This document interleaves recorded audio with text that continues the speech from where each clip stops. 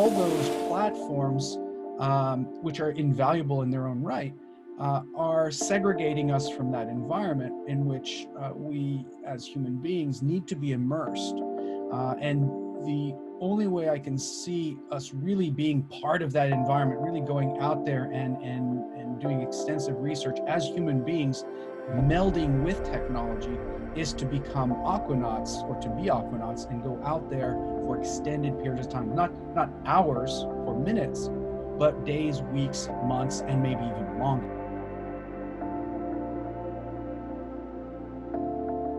Welcome everyone to this week's episode of the Sea Has Many Voices podcast. I'm Dr. Greg Stone, and it's a really amazing week. I've got my great friend Fabien Cousteau, part of an amazing family legacy, and he's an amazing individual in his own right. And hello, Fabien, how are you? Hi, Greg, how are you doing? I love your nautical theme.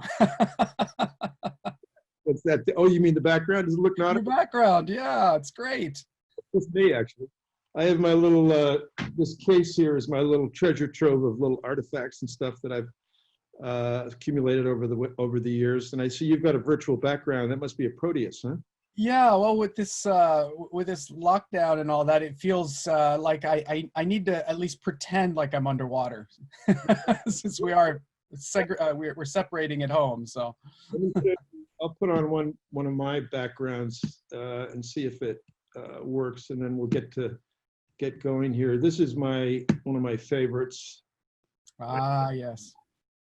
How do I look on your end? Is it broken up, or does it work?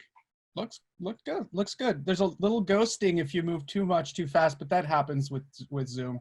I'm probably going to take it off here in a minute, but that's Canton Island in the Phoenix Islands. It's in the middle of, I mean, if you take the Pacific Ocean and turn it into a bullseye, this is the bullseye, right? Wow. Right on the equator, and it's one of my study sites that I've been going to for like 20 years, and it's got the strongest, most resilient corals I've ever encountered.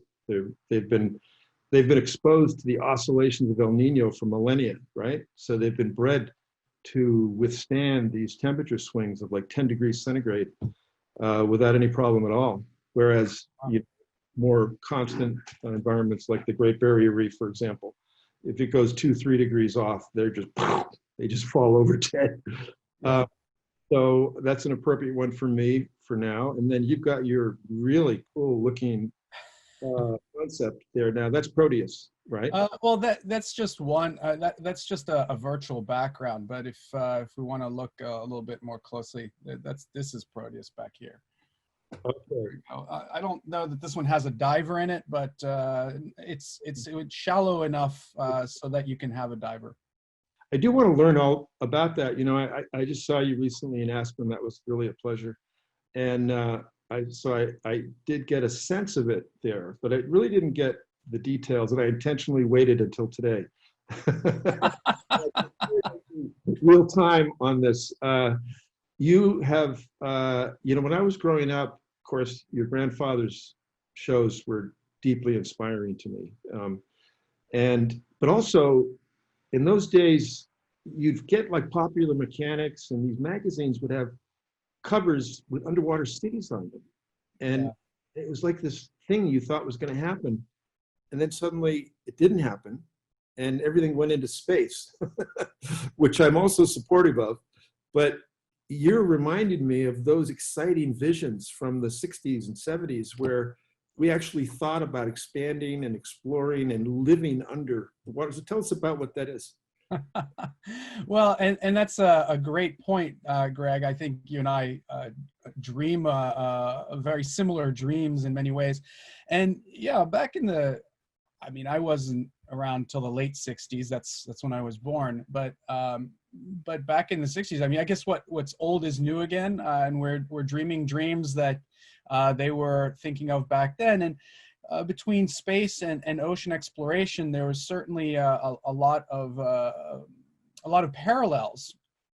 Obviously, space, at least in the next few decades after that, gained the upper hand in terms of the development of technologies, the development of of the ability of staying out for extended periods of time, including, of course, the famous International Space Station, which orbits our planet today, which is inspiring in many ways, of course.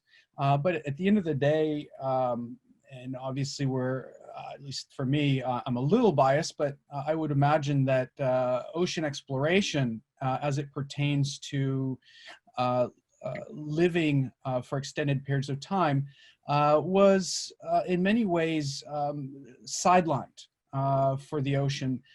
Habitats have existed in the past, as you mentioned, starting with the conch shelf series of habitats with my grandfather, conch shelf 1, and then Sea Lab and Hydrolab and Hildegard and all those other ones that that a lot of various countries and institutions had put out there. But ultimately, space won out in the short term on some of that. And here's the inside of Proteus, by the way. And so I think it's high time that we revisit that in a way that's conducive to expanding the quiver of technologies for ocean exploration. We've explored less than 5% of ocean world to date, of course, all 3.4 billion cubic kilometers of volume. So there's a lot out there, especially in the mid and deep layers. But even the shallow layers have barely been explored in any extensive terms. And so to be able to build an underwater habitat or house underwater akin to you know, a modern day Aquarius or modern day conch shelf would really give us a platform to do extensive research on site of that final frontier. And I think that's a really, really important point that we're missing. We have boats, we have AUVs, ROVs, and probes to some extent. We have submersibles, of course, but invariably all those platforms, which are invaluable in their own right, are segregating us from that environment in which we as human beings need to be immersed. And the only way I can see us really being part of that environment, really going out there and doing extensive research as human beings, melding with technology, is to become aquanauts or to be aquanauts and go out there for extended periods of time, not hours or minutes, but days, weeks, months, and maybe even longer. Very well articulated, Fabien. Very well articulated, and I totally agree with that philosophy. Having, you know, I've got saturation experience like you do. I've been in the, I think you've got the Aquarius up now behind you. You spent famously 31 days in it, I think, was it?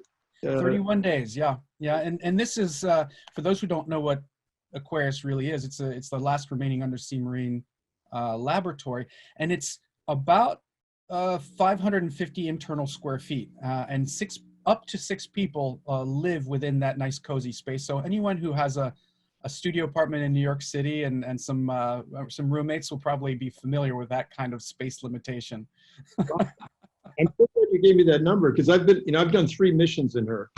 We had them all. Mine were only like 7 days. One was 10 days, and the other one was, I think, 8 days. You know, it's kind of like shortish missions. But I never knew the square footage. I used to live in a studio apartment that was 400 square feet.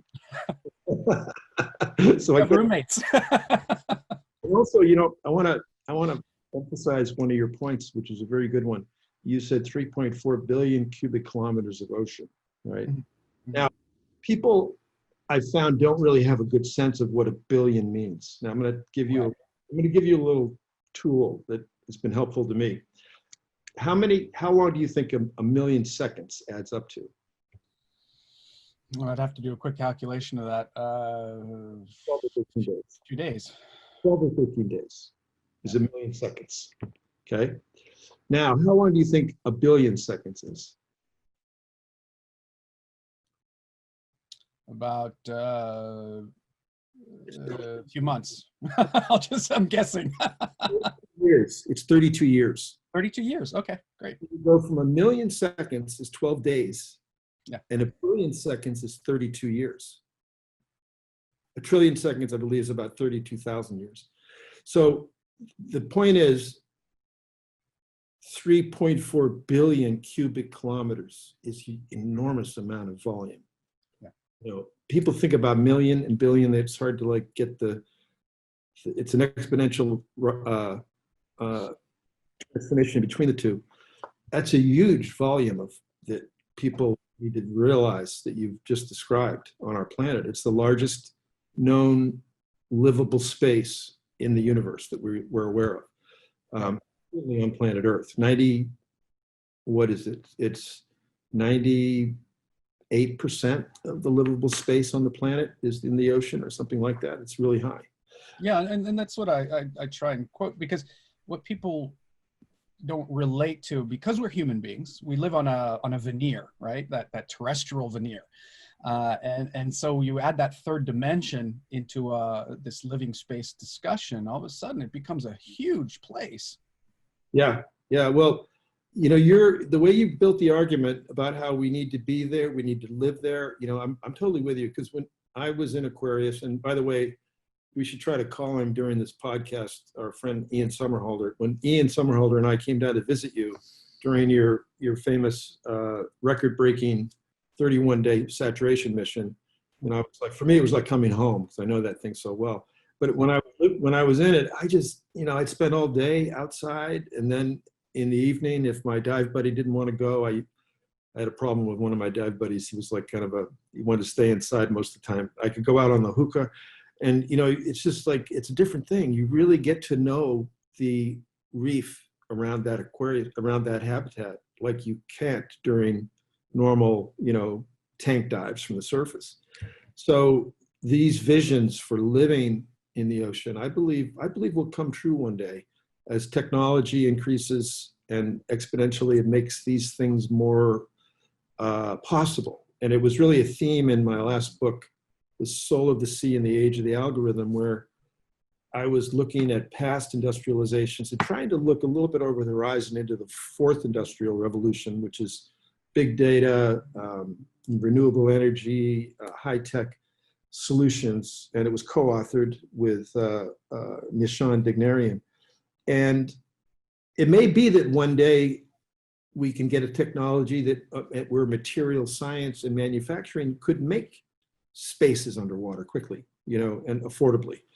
And that's where we humans have always been. Part of our nature is to go explore and expand, and right?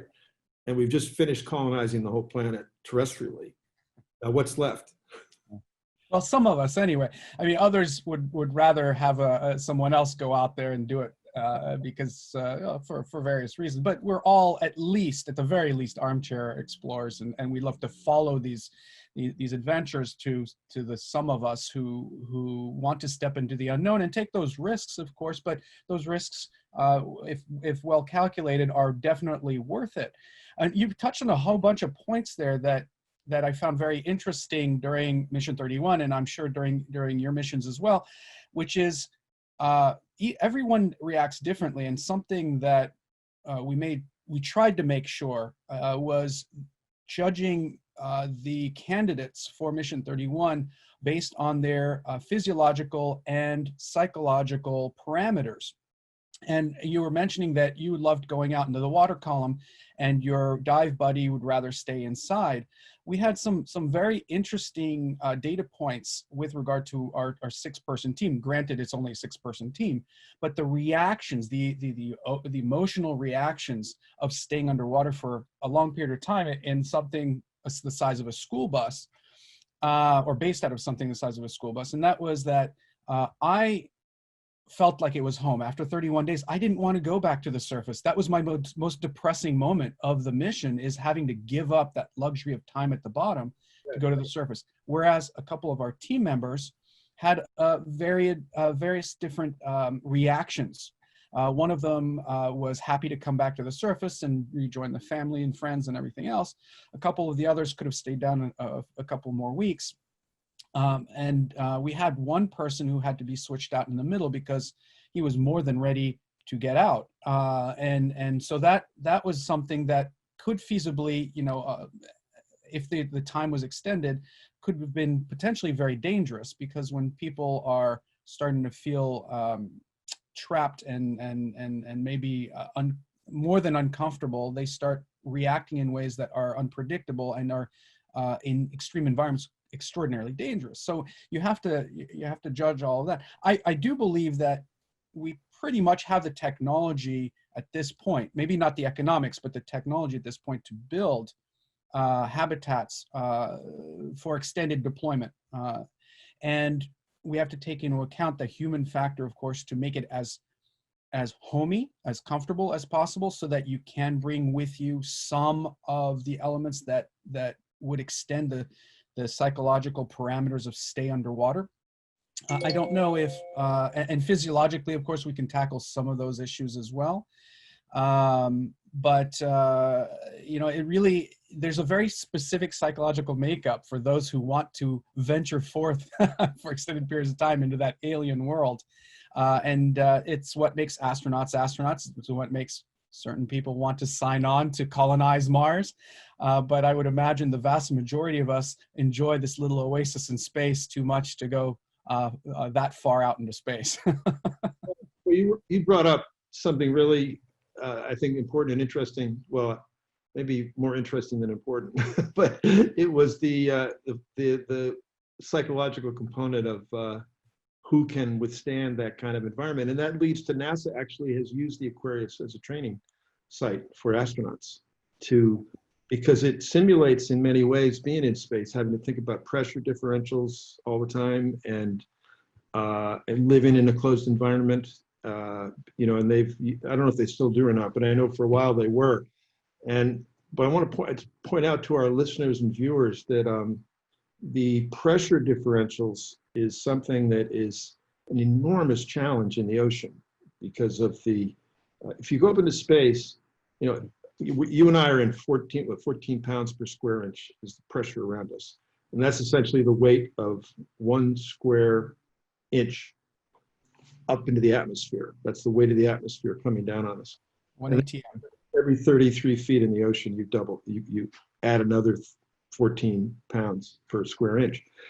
That's So, 10 million for those who speak metric. That's That's the majority of the planet. cultural background, I think, is another key to your success and amazing thing. As you go down in the ocean, you hit that every 10 meters.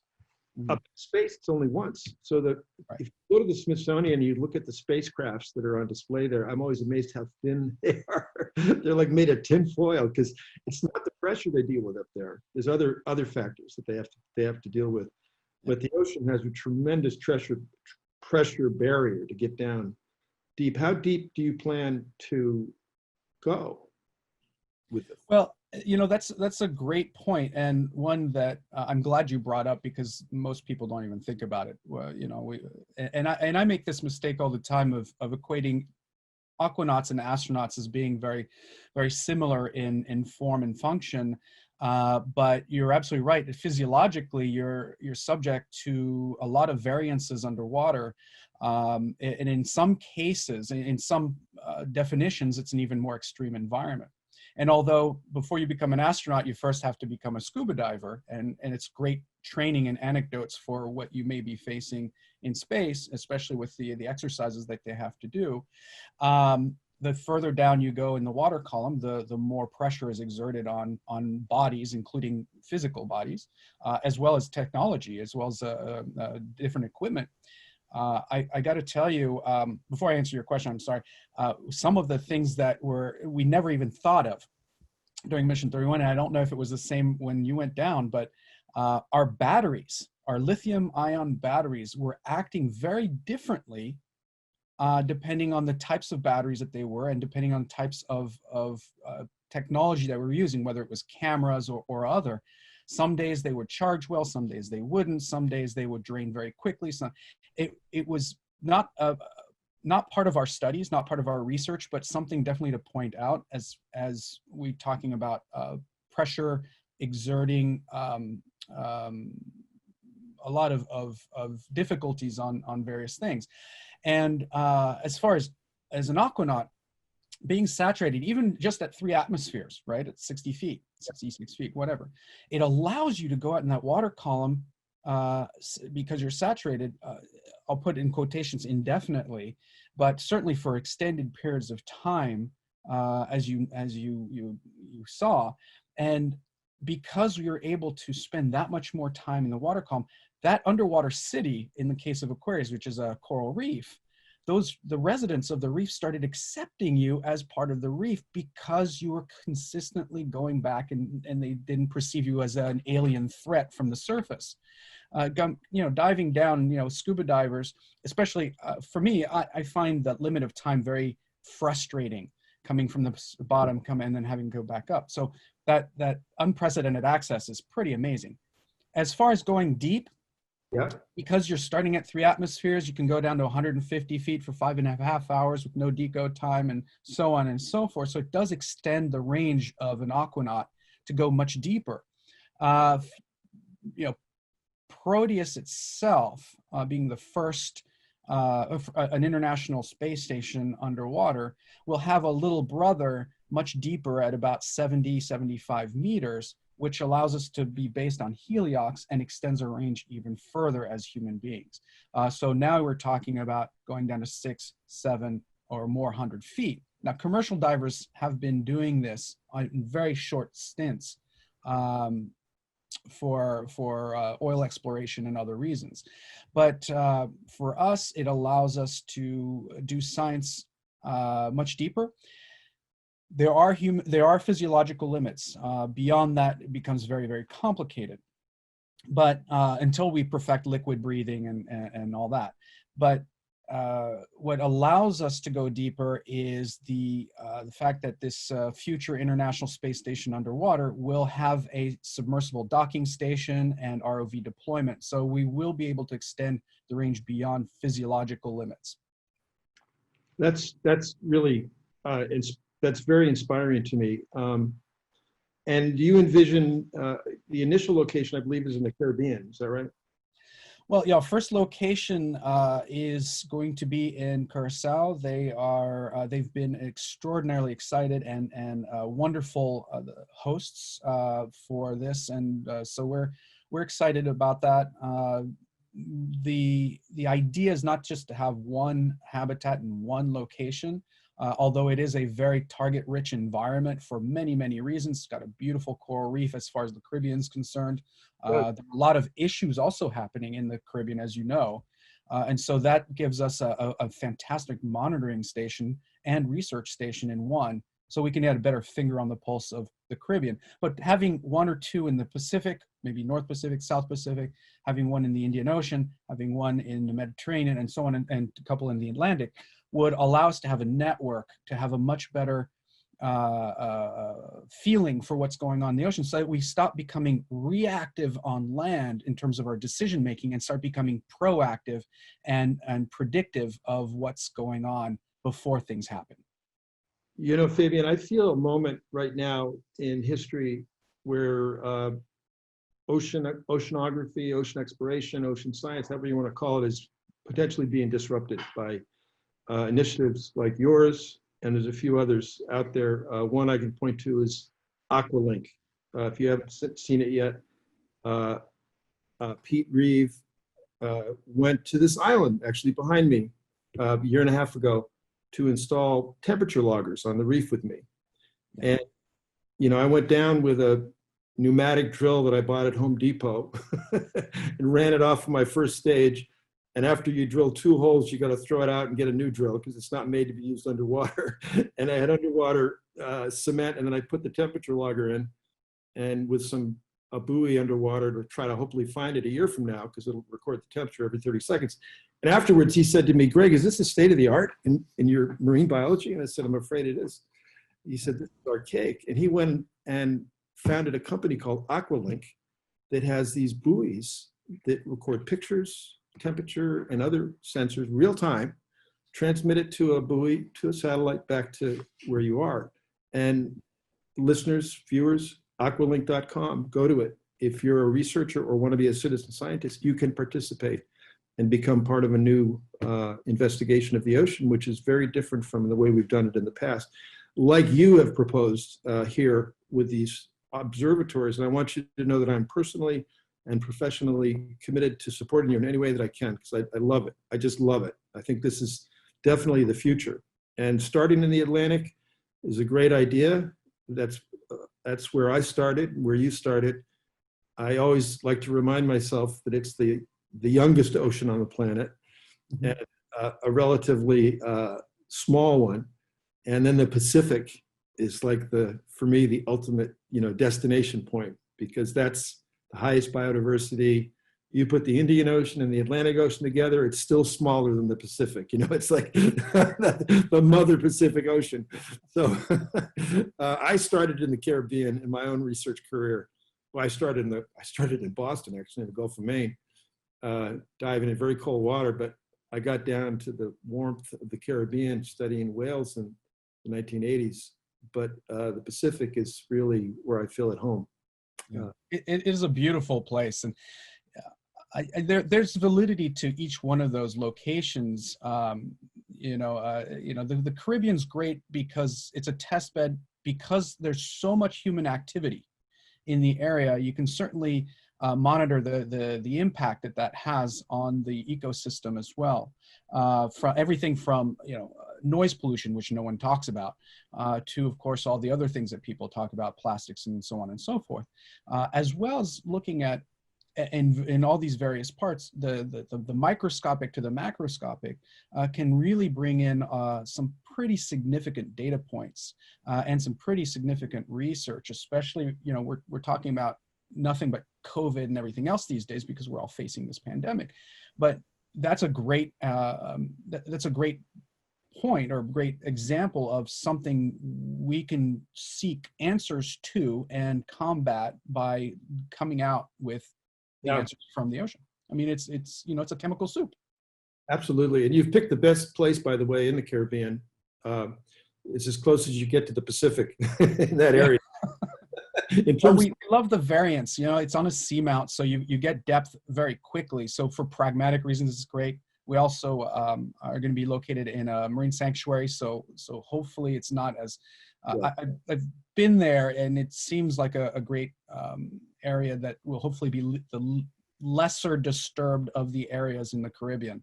But there's good water flow in that area. There are pelagics. There's, of course, residents. There's all sorts of really neat stuff that we can dive deep into, no pun intended. But, so we put up on the OLC's site a little bit of information for Proteus for those who want to dive in a little bit deeper. No pun intended, which is Fabien Cousteau, OLC.org.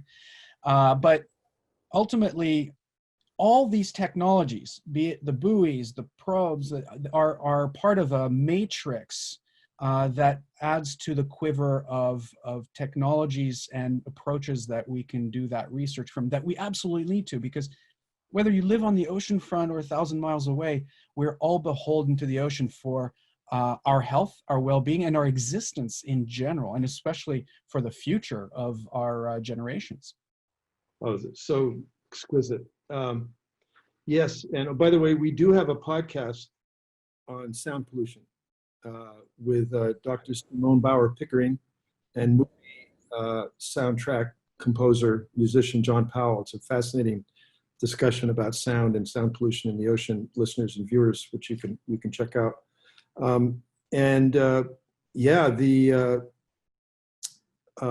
You've just really put it well.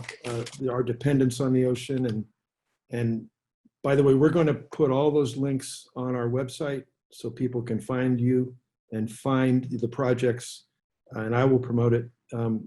This is the future. We're in an entrepreneurial time again. For some strange reason, you'd think that time would have passed, but it hasn't.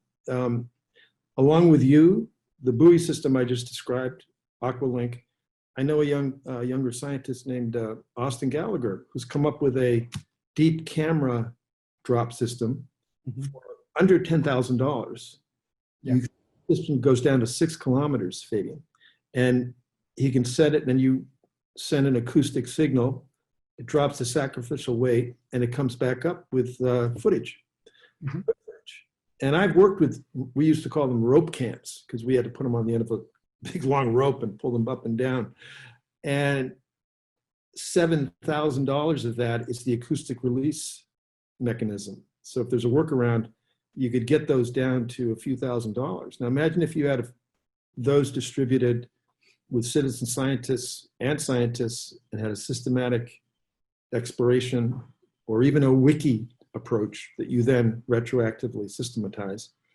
I think we are at a point where our knowledge of the ocean can go through a rapid expansion, almost like the universe in the early phases of, remember there was the rapid expansion phase and then it started, we need one of those for oceans, I think. And I'm all for it.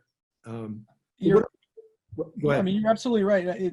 It's one of the things that always has puzzled me is at least in the United States and North America, we spend 100 times more in space exploration than we do ocean exploration. And that's shifting a little bit, but it's not shifting fast enough. And I'm a big, like you, I'm a big proponent of space exploration. I love it. You know, sign me up if we're going to go see and explore the oceans of Europa and Mars. But,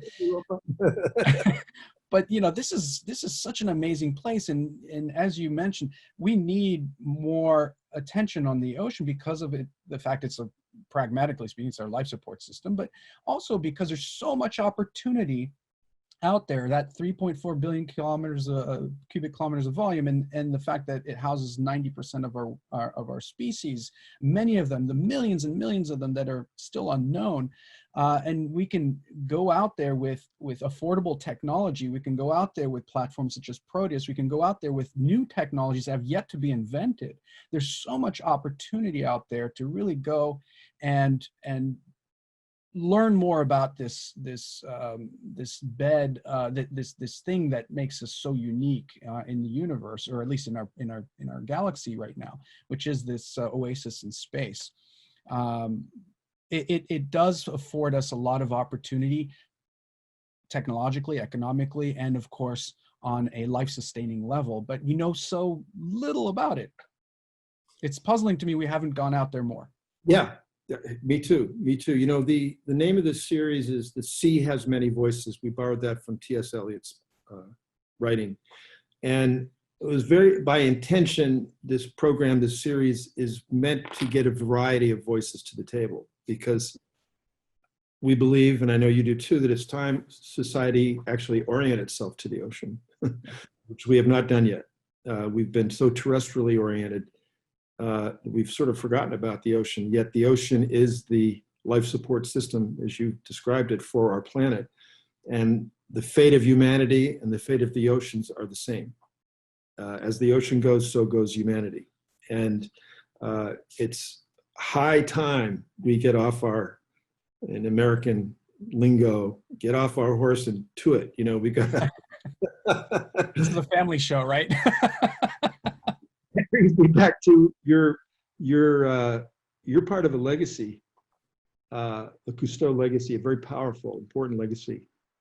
And you're bicultural, French American. You know, you sound to me like a guy that grew up in Connecticut, right? But you can go to Alien.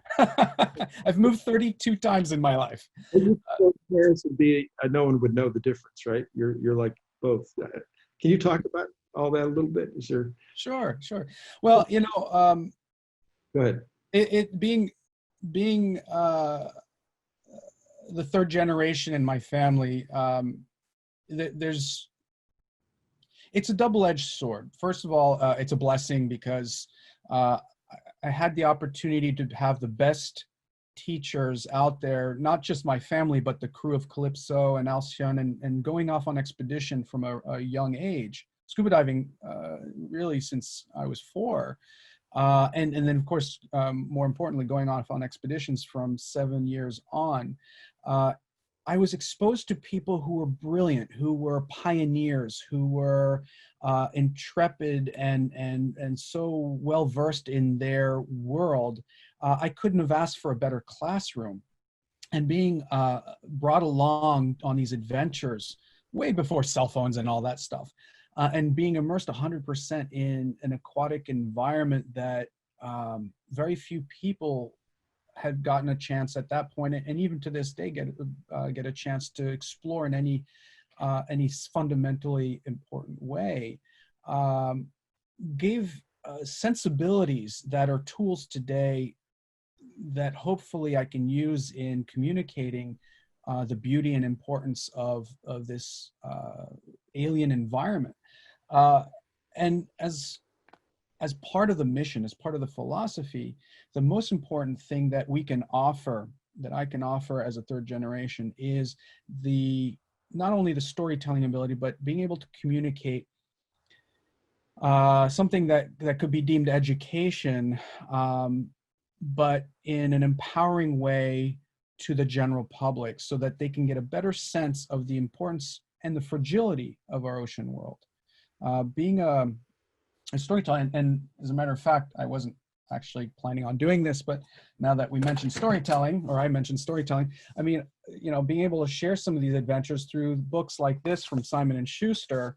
This one's The Great White Shark Adventure. This one's Journey to the Arctic. And we have a few more coming out in that series. Brings virtual adventure in a comic book or in an illustrated format, thanks to Joe and James and our partnership, to 8 to 12-year-olds or young at heart that could go on these adventures and learn more about our ocean world and the importance and the excitement of it without necessarily getting wet. And so it's always a challenge, because it's a double-edged sword. As a Cousteau, everyone has preconceived notions. My grandfather was a pioneer. He inspired hundreds of millions of people around the world. There's no arguing that. And he invented some tools that we all still use today. I mean, scuba is still around, and submersibles and all that sort of thing for scientific research. And so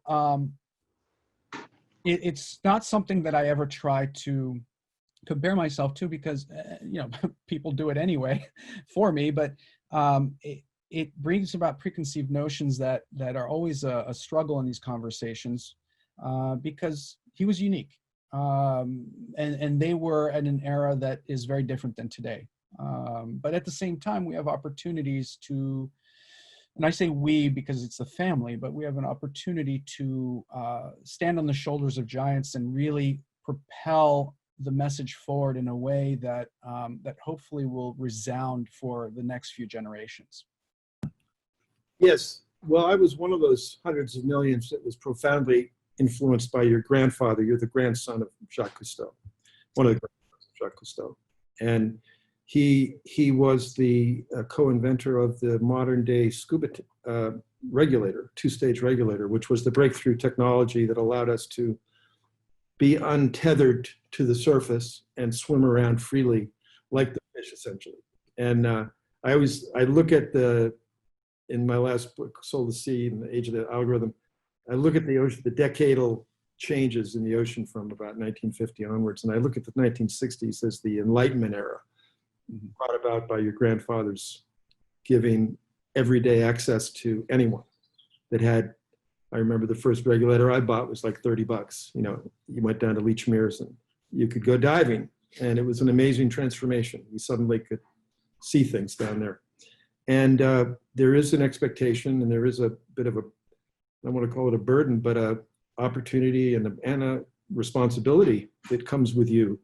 And you've cut yourself through. You've got your cred. You've been out there. You've done the stuff that makes it possible for you to speak with authority and bring the world new knowledge. And I've seen you underwater in a saturated environment, and you and I both do work with Discovery Channel and other types. And we've always last few years, you and I have talked about working together, and we really do have to find a tangible, expeditionary component or something.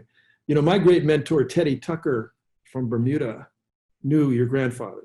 And I got a lot of stories from him. I used to go to his house and hang out, because he was in Bermuda doing a program back in, I don't know when it was, 50s or 60s, So I've got all these great stories, which I've even yet to have a chance to share with you, secondhand, of course, because I never knew him. Well, I'd love to hear them, because all those behind the scenes stories are some of the best stories out there. Yeah, I've got a good one. Yeah. We're going to have to put it on the other channel. You know, it's we'll have to talk offline, but I've heard one recently from a local Belizean about my grandfather visiting in the 70s. That was the expedition that made the Blue Hole famous in Belize. But it's a funny one. But I'll have to leave that for another day, or when we meet. Yeah. Okay. That's good. Yeah. And we'll listeners, not cutting you out. We will bring you these stories. We're gonna have to I want to be conscious of the fact this is a family show. That's all. Yeah, no, he was a great man. You know, one thing that Teddy always told me, Teddy Tucker, my mentor, who changed my life, he said the reason Cousteau, he called him Cousteau as a generic, the reason Jacques Cousteau was so successful was he put the time in, Teddy always said. Yes. He'd go somewhere and he would sit for, not sit, he would stay on location for months until he got it. Yeah. Until he got it. He said, Teddy said that was his secret. He said Teddy made a joke once. He said, Jacques Cousteau could make a documentary in a bathtub. You know, it was meant to be a compliment that he was like that good. Well, but you hit the nail right on the head. I mean, in today's world and instant gratification and everything else, especially, and you know, of course, cell phones and mobile devices don't make it any easier frame-wise, but nature doesn't care about our timelines and production, you know, schedules and things like that. You have to sit there and dedicate the time to learn about that particular subject matter. And you know, we're all trying to rush through these things, but nature doesn't care. It's going to go on its own timeline, and we have to figure out. And it's thanks to people like yourself and Teddy Tucker and that whole network of folks who have dedicated their lives to oceanic research and just to research in general, that we're learning more about this amazing little planet that we live on. You know, it's not a one-man band, you know, a Fabien Cousteau or Jacques Cousteau or whatever. It's really about the team. It's a team effort for all of us getting together and doing what we do best to be able to learn more about this so that we can make better decisions. You know, it really is about the team, and it's so important, and you're good at this, you're really good at this, that when you speak to, you're a great speaker, when you speak to the public, that you bring them into the story. It's their story too. It's not just your story. That's a big issue for some speakers, that they make it about themselves and what they did, whereas you bring the world into you make it possible for the world to be part of your narrative, and I think that's the key to our future, and also putting the time in. We've gotten too used to, like in oceanography now, man, you get these young scientists, they want to find out what little island is close to the boat that they can fly into and get helicoptered out for their 4 days of research and then out, you know, whereas back in the real days, 1950s, 60s, when oceanography was, you know, blooming and we came up with plate tectonic theory and all the really important concepts, those guys used to go out for 3 months at a time. Yep. And they would write their papers on the boat on the way back.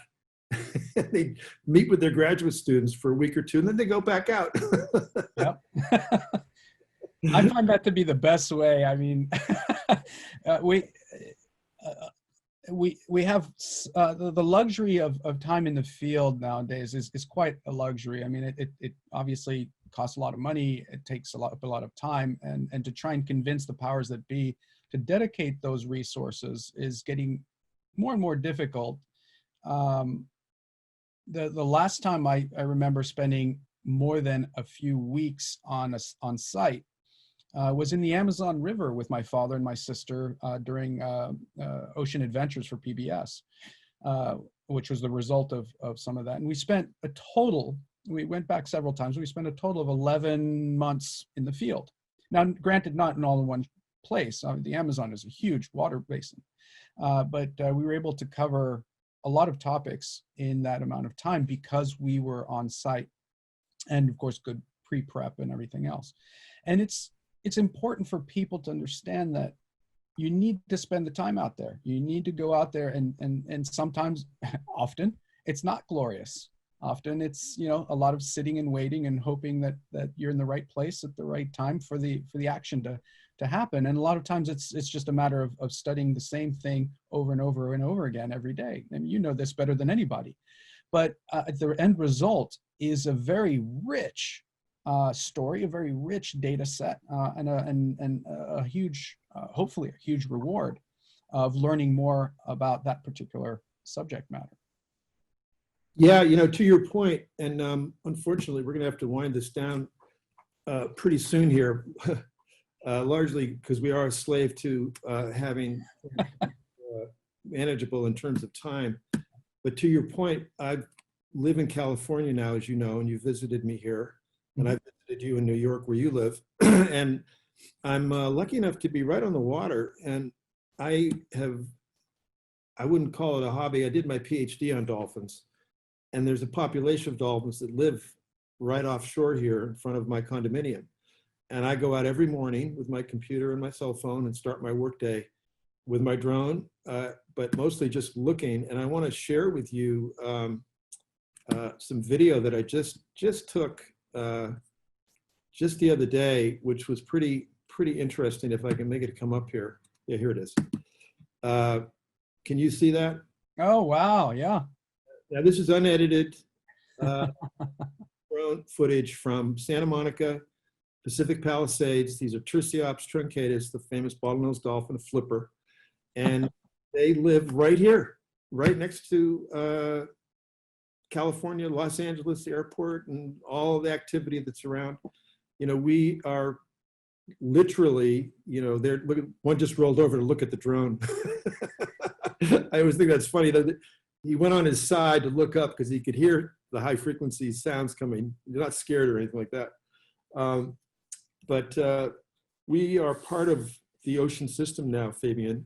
The wilderness has a new meaning today. And I think we are part of it. Humanity has become part of the ocean, earth, atmospheric, terrestrial system. And we have to accept that. And we have to make it work. We have to do it sustainably and even regeneratively. I'm going to stop sharing the dolphins now. I love it. I love the work that you do. Love you and everything. And let's find that destination, that mutual target where we can get, tanks on our backs and in the water and do our thing, expand our knowledge of the ocean and make a program or something, a research project. Well, let's go to that beautiful island that you're doing your research on, right behind you, right there. Right. And just on an end note for with regard to dolphins, as we've noticed, and it was unfortunately very little reported in the news, because of the stay-at-home orders and the pandemic and the lower human activity. Nature was starting to come out of its shell. You could see bigger, pods of dolphins going in places that they used to go, but they stopped because there's too much human activity, and they were coming back. In Italy, for example, and other places, and it's an illustrator or a highlight that we are having a huge impact on our ecosystem because of our lack of consciousness of our big footprint. And if the more we can connect with the ocean, the more we can connect with our ecosystem, the more we can look forward to living with the planet than on the planet. And at the end of the day, it's exactly what you're highlighting, which is in order for us to have an optimistic future, we need to be more integrated in our thoughts, in our emotions, with our little oasis in space. What a great note to end our podcast on. Thank you. You're a great communicator, Fabien, and I appreciate your time, your friendship, and what you're doing. And look forward to. Can I invite you back on the show someday? Absolutely, Greg. It'd be an absolute pleasure. And just as importantly as that, I can't wait to see you in person so we can go diving together. As a matter of fact, diving is the great social isolator, right? So we might be able to do that even during the pandemic. That's right. There's no virus going to get from anybody underwater. Yeah. Okay. All right. Well, you take care, my friend. Thank you, listeners, for another episode of the Sea Has Many Voices. Thanks very much to our sponsors, the Bucksbaum Foundation, Wendy Benchley, John Powell, Ed Shine, and others, Deep Green Metals. And we'll see you next week. Thank you. Thank you, Fabien. Thank you very much.